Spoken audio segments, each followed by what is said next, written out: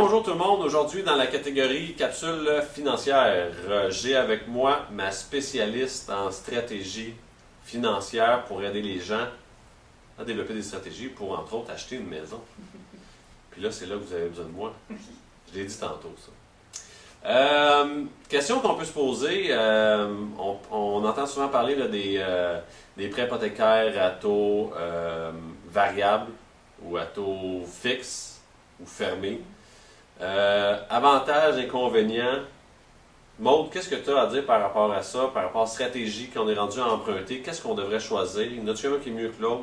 Ou comment on devrait regarder ça? Alors, on regarde ça déjà avec son courtier hypothécaire. Premièrement. On fait bien attention à ne pas faire de... On ne spécule pas, on n'essaie pas d'être Nostradamus ou quoi que ce soit. Par contre, une fois que ça c'est choisi ou bien que les peurs ou les questions sont toutes posées, on a des stratégies qui peuvent être développées par rapport à ça. Et une stratégie que moi j'aime bien, c'est par rapport au taux variable versus le taux fermé. Okay? Le taux variable, il varie, le taux fermé, le taux fixe, pardon. Le taux fixe, il reste fixe, mais par rapport à ces deux types de taux, on peut développer des stratégies.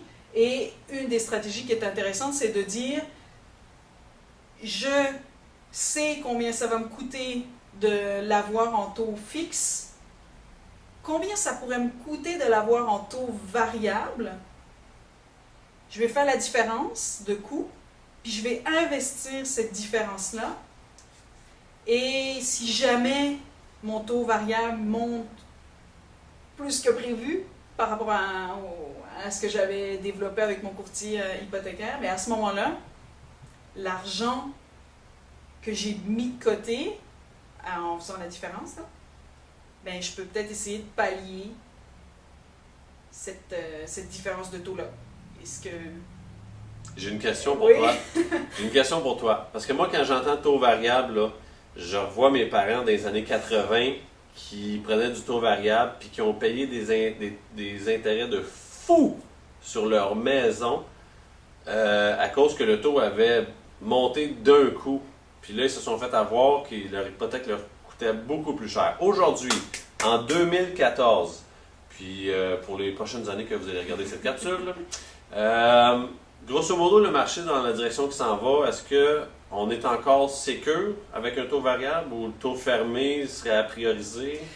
Alors, je le redis, je ne suis pas Nostradamus et je ne suis pas non plus courtier hypothécaire. Par contre, quand on regarde les chiffres, quand on regarde ce qui s'est passé, ne serait-ce que sur les 10 dernières années, on voit que le taux variable a toujours été une bonne solution.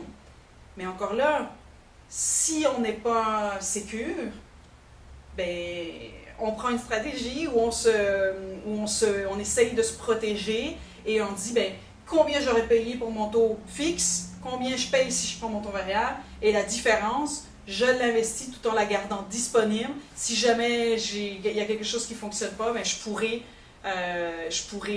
m'en servir pour pallier à cette différence. Est-ce que je réponds à ta question? Absolument. Oui.